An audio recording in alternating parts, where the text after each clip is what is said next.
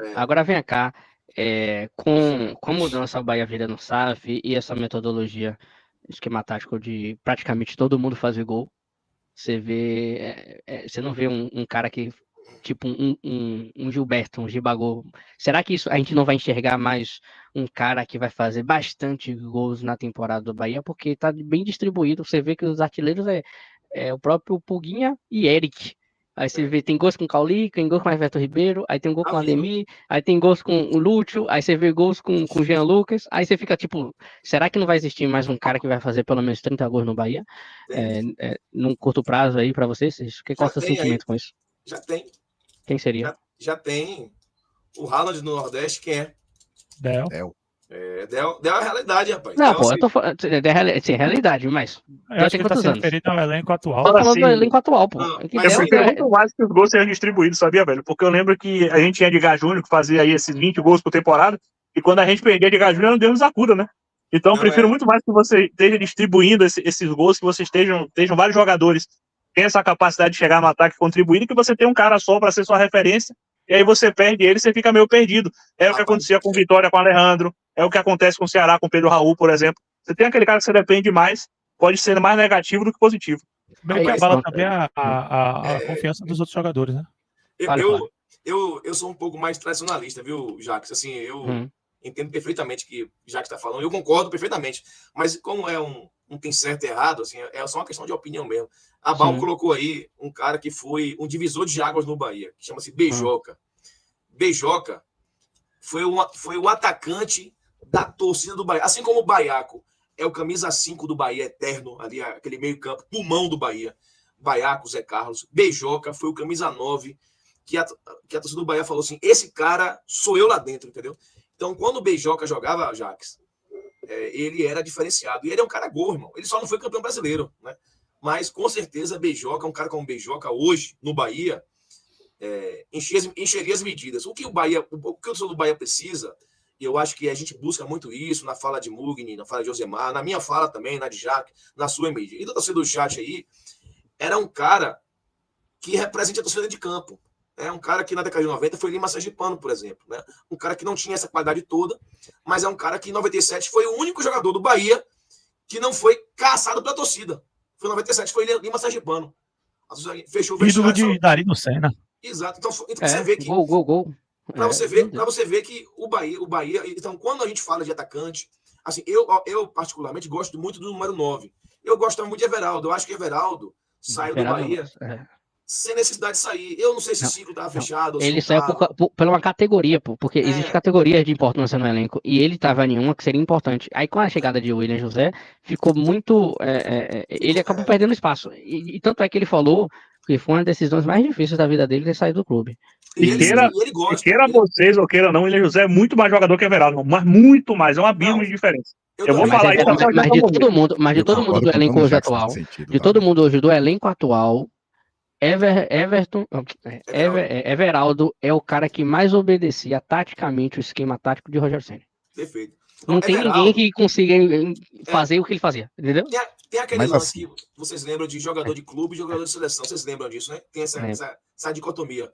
Tem jogadores que são perfeitos tecnicamente, mas eles não acontecem nos clubes que jogam. O William José ainda não teve tempo para mostrar isso. Eu acho que ele não aconteceu ainda, né, não, Jacques? Não gerou conexão. Ainda está se adaptando, né? Fisicamente ele está abaixo ainda. O Rogério já falou isso. Eu acho que é questão de tempo mesmo, questão de ritmo de jogo e tempo. Mas eu acho que ele... Para mim, ele não vai... Tem uma qualidade boa também. Concordo. Tanto é que ele tem entrado na Libertadores e tem feito os seus gols. Mas Josemar quer falar? Fale, Josemar, sobre isso. Se eu não me engano, Everaldo é resquício daquele plantel formado do Paiva era técnico, não é isso? Sim. Aí depois ele assumiu e tal. Quando o Paiva era técnico, Everaldo era o 9 do Bahia. Correto? E nem assim ele conseguiu desempenhar 23. aquele futebol do 9 que define a partida. Então, assim, mas ele foi o principal, mas aí você tem que olhar participador de gol da temporada, pô. Ele foi artilheiro do Bahia, mas aí você tem que olhar o elenco do Bahia em 23. Que, pelo amor de Deus. Ele fez 20 gols no Bahia em 23. Tudo bem. Everaldo tem um problema sério. Ele fez 20 gols. Mas assim, nos campeonatos importantes que é o Campeonato Brasileiro. Sim. Everaldo não foi bem. Isso, porque ele faz 20 gols, mas pelo menos uns 12 desses no Campeonato Baiano. Com todo respeito, não pode olhar pra isso. Não foram 12, não. Não foram 12, não. Foram 10. Foram 9 no Brasileiro. Aí 9 no Brasileiro. Foram 11 no Baiano.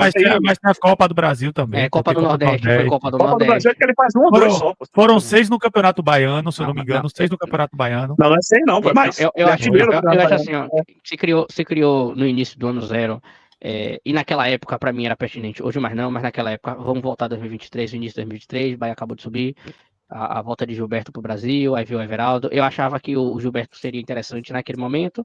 Eu acho que com a vinda de Everaldo, a gente enxergou um novo clube, um novo sistema, o Grupo City, de ser um cara acima do Gilberto. Tipo, um cara acima que eu digo, o cara que vai fazer mais do que o Gilberto fez no Bahia. Gilberto fez mais de 80 gols. Esse cara vai ser o cara. Tanto é que a gente comprou a briga. Respaldado pela boa atuação que ele fez na Chapecoense. Né? Isso, mas vamos lá, só para acabar essa pauta. Respaldado pela Chapecoense, mas o Everaldo de 2023 foi melhor do que o Everaldo de Chapecoense. Aí a gente tem essa imagem porque tem um número que não conseguiu ser alcançado, que para mim vai demorar de ser alcançado, de Gilberto, que a gente achou que seria ultrapassado fácil, e não ultrapassou. Acho que foi isso que fez com que a torcida falou, Neveraldo, mas eu acho que a gente perdeu uma peça top, tanto ele quanto o Stupian, que o próprio Rogério Ceni não queria, mas agora eu passo a bola para o Josemar e depois o Jax. Fala, Josemar. Deixa eu só trazer os dados. O Josemar queria falar. Não, 6 gols no Campeonato Baiano, 2 na Copa do Brasil e 9 no Brasileiro, Jax. Fale, Josemar, depois Jax. Assim, a minha questão com o Everaldo é que, no caso, a MG comentou aí, a expectativa que eu tive em relação a ele quando veio pro Bahia é ele desempenhar o futebol que ele praticou na Chapecoense. Na Chapecoense ele foi um cara bastante importante, foi artilheiro, fez um grande campeonato.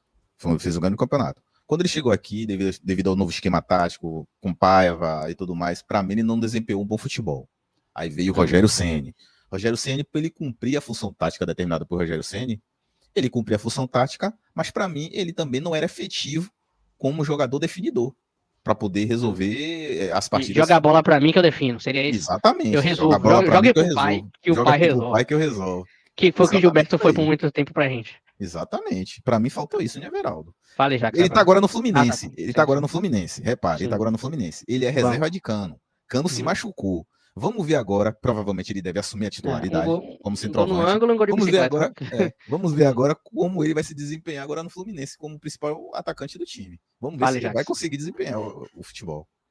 Eu vou ter que sair aqui, eu vou falar só essa aqui de Everaldo. Everaldo, cara, eu acho que realmente, se a gente for analisar o Everaldo de 2024, o esquema meio que prejudicou ele, né? Porque era auxiliar de lateral direito, ele não era centroavante.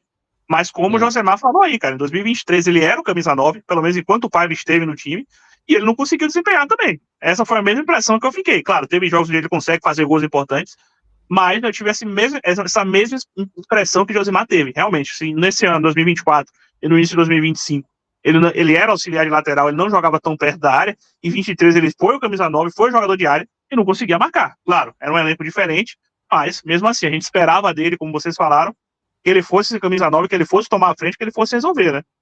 Claro que eu não vou comparar ele com o Gilberto, porque seria difícil, mas a gente esperava que pelo menos ele fosse tomar a frente, fosse fazer os gols, coisa que acabou não acontecendo. Ele foi o artilheiro no ano, mas a gente colocou aí, né? Tem muitos gols no Campeonato Baiano e muitos gols na Copa do Nordeste, por exemplo. Então eu acho que deixou a desejar. Né? Não é um jogador ruim, Everaldo, não estou dizendo isso, eu acho ele um bom atacante, tá? Se ele fosse...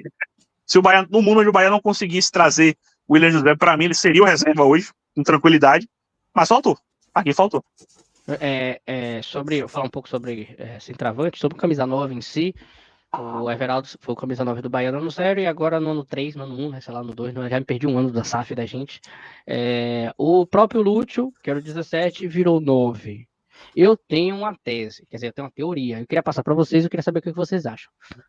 A gente viu o Lúcio brilhar no primeiro trimestre desta temporada.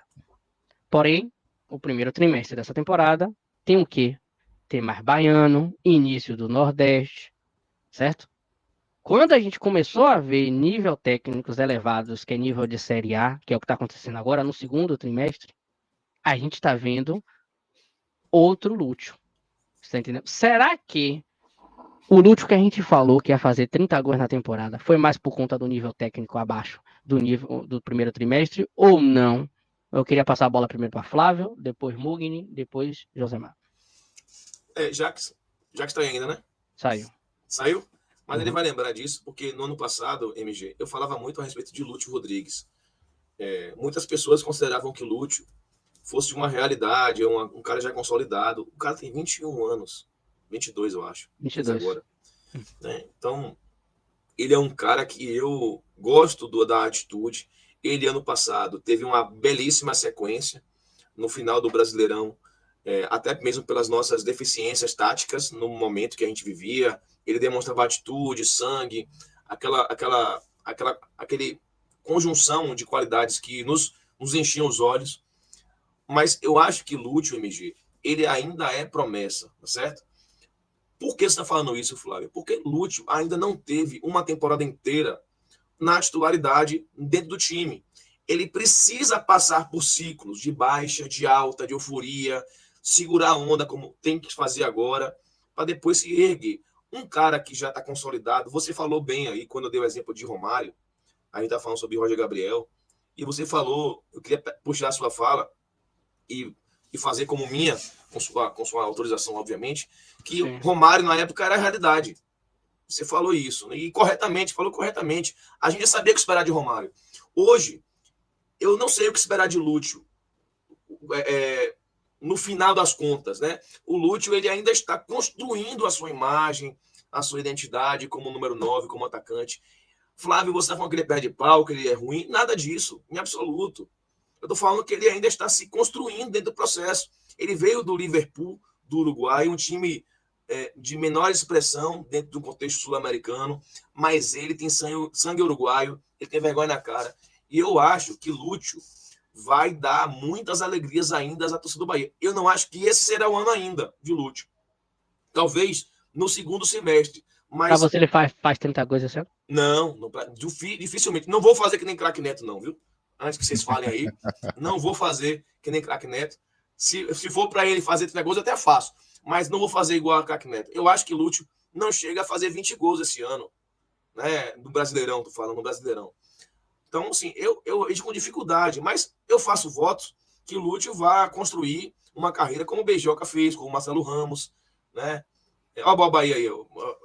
Pedro também tá aí, ó, a galera. Então, assim, eu faço votos que ele vá construir uma carreira sólida, MG, nos próximos anos, sem que a torcida possa... Mas ele é o 9 de hoje. O 9 de hoje, você acha que vai vir um 9? Você acha que vai vir um 9 para substituir ele? Não, acho que não. O 9, a camisa 9 é ele, pô. Não, porque o 9 poderia ser dado para o William José.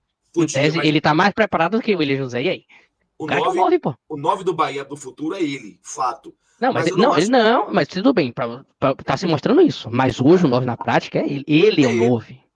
De hoje, não é do futuro. Eu tô falando porque existe uma diferença entre o que nós queremos e o que vai acontecer. Eu quero que ele aconteça hoje, mas ele é um cara novo, eu não posso esperar muito dele, entendeu, MG? Eu não posso depositar essa pressão cavalar em cima de Lúcio, muito embora eu seja torcedor e queira que ele faça 30, 40 gols, mas eu não acho que ele vai acontecer isso. Tomara que aconteça. Beleza, e você, Mugni? Cara, assim, o Lúcio Rodrigues, cara, eu discordo um pouco do Flávio. Eu acho que o Lúcio Rodrigues, ele tem total de capacidade de, nessa temporada, ele ser o cara. Eu acho que o que ele passa é mais psicológico do que de qualidade mesmo, né? À toa que ele chama a responsabilidade no segundo turno, ele chega, não tem nenhuma identificação com o Brasil, apesar do tio dele já conhecer a Bahia, segundo o próprio tio falou, né? É assim, cara, o Lúcio Rodrigues, ele chama aquela responsabilidade para ele no segundo turno, é o cara daquele segundo turno junto com o Ademir, e chega no primeiro trimestre, faz boas partidas, faz gols, faz boas atuações. Eu acho mais que o problema dele foi a Loura. A Loura que tá rolando aí. A Loura que saiu da foto, né? Rapaz, nem sei bem como é essa parada aí. Eu só fiquei sabendo por alto aí de uma Loura, aí não é a cerveja. Rapaz, isso aí eu desconheço também. E você, eu não tô muito por dentro, não. Qual o seu sentimento? Eu concordo um pouco com o Mugni mesmo. Acho que é uma questão psicológica. Você vê que nas partidas ele tem aquele afã de pegar a bola, partir para cima. Às vezes ele, de maneira soldada, tenta driblar ou dar um passe equivocado. É mais uma questão mesmo do termo psicológico e da questão da formação, da maturidade do atleta, entendeu? Ele tem ainda muita maturidade. Será que é porque ele não fez base? É um ponto também. Esse também é bem colocado pela sua parte aí. É um cara que só jogava no campo da Ribeira, veio pra cá jogar no Bahia. Na Ribeira, porra. Pode ser um ponto dele não ter base, mas assim, acho que a questão dele conviver com atletas, a nível de Everton Ribeiro, Cauli, até o próprio Rogério Ceni, ele tem muito a evoluir tecnicamente. E que tá acontecendo, mas é aquela coisa aos poucos, entendeu? E aquela coisa de ele ganhar minutagem, ganhar confiança no seu futebol, eu acho que passa muito pela essa questão. Mas eu acredito que ele vá melhorar nesse sentido. Acredito que ele vá fazer os gols necessários pro Bahia e ajudar o time. Acredito bastante nisso. Pra mim, ele tem que voltar pro número dele. Eu acho que o peso. A superedição. Agora o Bahia trouxe um ponto bastante interessante. O porquê de Lúcio não ter batido aquele pênalti ontem. E aí? Porque ele é o cara. Será que é porque ele errou contra o vice? O último pênalti que ele bateu, ele perdeu, né? Não, mas acho que não. Acho que não. Acho que o Rogério Ceni quis dar mais cancha para Cauli e ajudar a recuperação do que outra coisa. Mas assim, Cauli já veio fazendo boas partidas. Já tá recuperado. Ter liberado esse pênalti pro Lúcio pra poder dar uma levantada na moral do cara. Tipo assim. Vai lá que você consagra, meu filho. Contra o Paysandu, gente. Primeiro jogo contra o Paysandu. O Lúcio perdeu um gol ontem. Um gol de tapinha que ele deu, né? Eu acho que o Rogério Ceni pode ter pensado assim: eu não vou botar a pressão no menino, não. Vou deixar ele fazer o gol dentro do campo. Porque o gol fica pequeno, né, velho? O gol fica pequeno, né? A impressão também é que ele acha que ele mesmo tá se cobrando. Ele mesmo tá se pressionando. Eu gosto dessa atitude dele. Veja, é uma atitude de um jogador que se respeita, né? Eu falei inicialmente que ele tem sangue uruguaio e, tradicionalmente, o Bahia sempre traz jogadores bons uruguaios, né? Trouxe o Rodolfo Rodrigues e outros jogadores mais. Então, ele é um jogador que tem um sangue latino e tem vergonha na cara. Eu acho que ele está se cobrando muito, né? Ele está querendo acontecer. E ele, dentro do Uruguai, Josemar, Mugni e MG, pessoal do chat, dentro do Uruguai, o Lúcio, ele é um dos sucessores de Suárez. Ele é um dos sucessores. Ele é muito cobrado no Uruguai. Segundo a mídia. Então, assim, você veja o que passa pela cabeça de um jogador dentro de um país minúsculo. O Uruguai é tamanho de Cajazeiras. Tamanho de Brotas, né? Tamanho de Brotas, Cajazeiras. São esses países que chamam-se Uruguai. Então, assim, dentro de um contexto de cobrança, ele já se cobra. Agora, obviamente que Lúcio tem qualidade. Eu não acho que Lúcio é um perna de pau, né? Não acho. Agora, daí ele se tornar uma realidade, tem muita água para passar embaixo da ponte, velho. Tem muita água para passar embaixo da ponte.